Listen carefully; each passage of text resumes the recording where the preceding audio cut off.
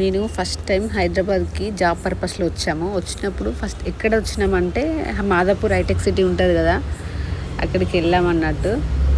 అమ్మో, అక్కడ ఉన్న బిల్డింగ్స్, అక్కడ ఉన్న జనాలను చూసి అయితే నిజంగా మస్తు భయం వేసిందండి. మేము ఇద్దరు ముగ్గురం వచ్చినాము జాబ్ పర్పస్లో. ఇక్కడ వాళ్ళు ఎట్లా అంటే మస్తు అంటే ఇట్లా మామూలుగా రిచ్ ఉండి అక్కడ ఉన్న అమ్మాయిలైనా చేతిలో సిగరెట్లు పట్టుకొని తాగడం. మేమేందంటే పల్లెటూరు బ్యాచ్. మమ్మల్ని చూడంగానే వాళ్ళు కొంచెం డిఫరెంట్గా చూస్తుండే మేము మమ్మల్ని. ఇక మేము చూసి మేము కూడా వాళ్ళని కూడా డిఫరెంట్గా, ఎందుకంటే వాళ్ళ డ్రెస్సింగ్ అంత డిఫరెంట్గా ఉంటుంది కదా.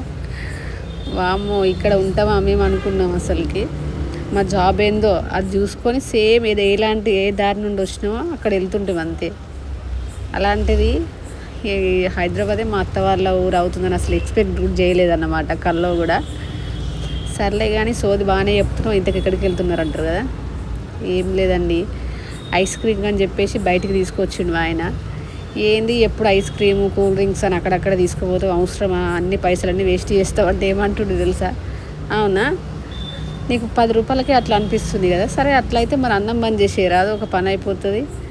ఈ అన్నీ మొత్తం కట్టగట్టుకొని తీసుకుపోతారు ఏంది పోయేటప్పుడు, మంచిగా అన్నీ తినాలి కడుపు నిండా అని చెప్పేసి అంటుండే ఇక్కడ. అందుకే నవ్వుతున్నాను. ఇంకా తినేసి మళ్ళీ రిటర్న్ అయిపోయాము ఇంటికి. వస్తుంటే సడన్గా ఈ బిల్డింగ్లను చూసి అవన్నీ గుర్తుకొచ్చినాయి అన్నమాట. ఇంత బిల్డింగ్ చూసి నిజంగా మస్తు భయం వేసిందండి. ఫస్ట్ టైం అంటే ఉండి పల్లెటూరులో ఉండి సిటీకి వచ్చేసరికి అట్లా అనిపించింది అన్నమాట.